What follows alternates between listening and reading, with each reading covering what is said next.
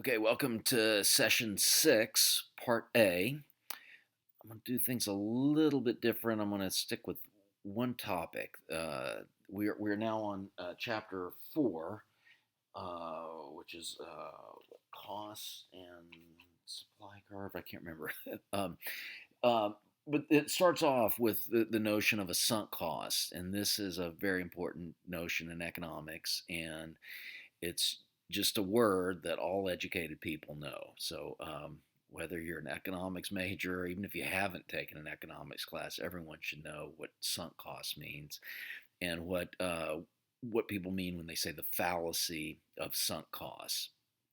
Okay, the book gave two examples, at least in the main reading, and one was the case of a family whose uh, uh, daughter was going to be in a wedding, and they paid $5,000 for a reception hall, something like that, and then found out that the groom to be was an awful person, and they wanted to call off the wedding. Um, and then the sunk cost fallacy would be to say something like, well, we already paid $5,000 for the reception hall. We've got to use it because we've already paid that. And maybe we should go on with the wedding. And that's not the right way of thinking about this problem. The key is that to that family, they had already paid that $5,000. There's no way for them to get their deposit back. So that money is gone. Okay. The way to look at this is that they have already paid that $5,000, and actually, it doesn't even matter how much they've already paid, just that they've already paid enough for them to get that reception hall. Then the proper way to look at it is to say, well, those costs are sunk. It's as if we get to use this reception hall for free. We get to use it however we want. And then they should ask themselves, well, given that we have a free reception hall, is it worth it to have a wedding given that we don't like the groom? And probably the answer is no. But the key is that it doesn't matter what you pay for it. That money is gone. And the key is to look at it as if we now have this free good that we've already paid for. Second example was the tuna lasagna. So you're in the cafeteria line, you buy some tuna lasagna. I think they said it was $5, and then once you bite into it, you realize that it's awful. And if you engage in the sunk cost fallacy, you would say, "Well, I paid $5 for it. I better eat it. This is otherwise I'm wasting that $5." No, that's not the proper way to look at it. The proper way to look at it is to say, I've already paid the $5. That money is gone. I now have some tuna lasagna that I get to eat for free. It's as if it's for free because I've already paid for it. That money is gone. And then the question you have to ask yourself, given that it's awful, I don't want to eat it, but maybe it's free. Maybe I do want to eat it because it's free. That's the proper way to look at it. But it turns out what you paid for it, those those costs are sunk. That money is gone. Um, Okay, and then a final thing I want you to think about another example that I thought of. Um, when we talk about when you've already paid for something, usually what's most important when you want to know the value of something is the replacement costs. So suppose you buy a piece of pizza in the cafeteria and somehow you drop the pizza, and suppose the pizza costs let's say the price was $4. Okay. Now, of course, it's a sunk cost. If you drop the pizza and it's on the floor and have to throw it away, um, it must say that $4 is gone. Okay. Now, you say, what's the harm to me in this? And the answer is usually what that pizza, how much value it would have been to you. So if you would have paid $10 for it, it doesn't matter what the cost was. If you would have paid, you would say, "Oh, my loss is the $10 uh, in value and enjoyment I would have gotten from the pizza." But actually, it's a little more complicated than that.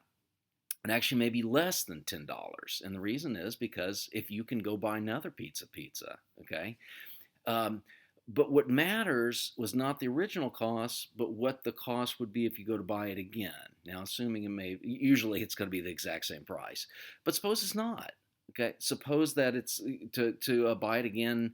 They raised the price of the cafeteria to $6. Okay, now the replacement cost is only $6, even though it's $10 worth of enjoyment to you. Turns out you get that $10 of enjoyment by paying only $6. So your loss to you is now only $6, what it would cost to replace that pizza. Okay. Meanwhile, if the cafeteria had lowered the price instantly, you buy it for $4 while you're dropping the pizza. The cafeteria lowers the price to $2. Then you would say uh, the loss of dropping that piece of pizza is only $2 now because the replacement cost is only $2.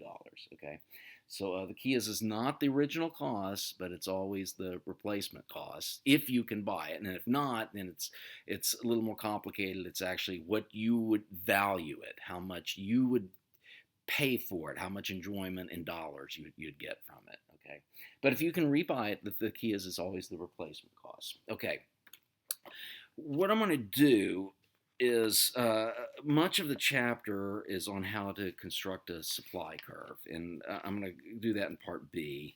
What I thought I'd do is just spend a lot of time on the sunk costs, and rather than do the homework problems at the very end, I thought there were two really good homework problems at the end of the chapter, and I'll do those right now. Okay, the first one I'm going to do I'm going to do right now the two homework problems on sunk costs. It's questions 2 and question 7. Okay, so if you want to do those now, I encourage you hit the pause button on this video, read 2 and read 7. Okay, all right. Now if you're back, first one is number 2. Okay, and this says, while fishing in your favorite stream, you find a 1-ounce nugget of gold. What price would you ask for it?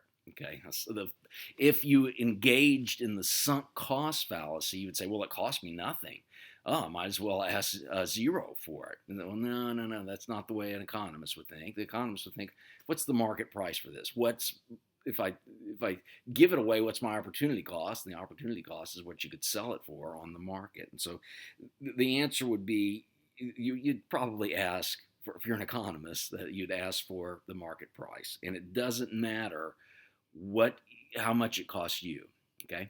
Likewise, so it said that you found this just by serendipity. That's what the question is. But suppose instead that you had actually actively looked for the gold. You heard there's gold, and you suppose you spent 10,000 hours looking for that piece of gold. And suppose your time is worth $10 an hour, you'd say, oh, it cost me $100,000, even though the price of gold, I don't know what it currently is, say it's $2,000 per ounce. What you could sell it for is that $2,000, not the $100,000 that it cost you. So once again, the whatever labor you did to get that piece of gold, that is a sunk cost. That does not matter in terms of what price you can get for it, and maybe even what you should value it. Okay, that was number 2. Okay. Next thing, number 7. Okay.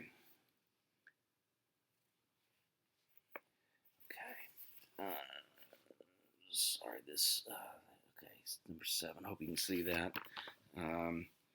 Should the casualties already incurred in a war be taken into account by a government in deciding whether it is in the national interest to continue the war? Okay, this is it's kind of a tricky question and a profound question. The answer is no. If you're an economist, you say those deaths are sunk costs. Okay, this is pretty remarkable how economists think. And so, suppose we're in the Second Gulf War, and after at some point 5,000 soldiers had died and we're thinking about leaving or staying, and or some people would say, oh, we've already lost 5,000, we got to stay we've already cost this much, therefore we have to stay. That would be the sunk cost fallacy. The economists would say those costs are gone. It's like money that we've already paid, that we've already paid the cost in those lives. The question we should ask is the future benefits and future costs. Are the future benefits of the war, are they greater than the future costs of the war? That's the only thing we should consider, that's what an economist would say, when deciding whether to continue the war or not. Now, this is a dicey question. What it means is that whenever you go to war, whenever you have casualties, economists at least, and there'll be a temptation for everyone to say, well, those are sunk costs, and it's easy to get onto a slippery slope where you just keep on continuing the war, because those costs that you've already incurred, those deaths, those are sunk. And so the question is it worth it to keep going on? And sometimes you can get on a slippery slope, and it's one thing to consider when you're going to war, is that, oh, we're going to lose some lives. Those are going to be a sunk cost, and we're probably going to keep on engaging in the war. So that is the point of that question. But the key is that whenever you've already had lives, and economists would say, okay, strictly speaking, I know it sounds cruel sometimes, but those costs are sunk, okay? They should not be in the calculation whether to continue the war or not. Okay, so that was part A. See you in part B.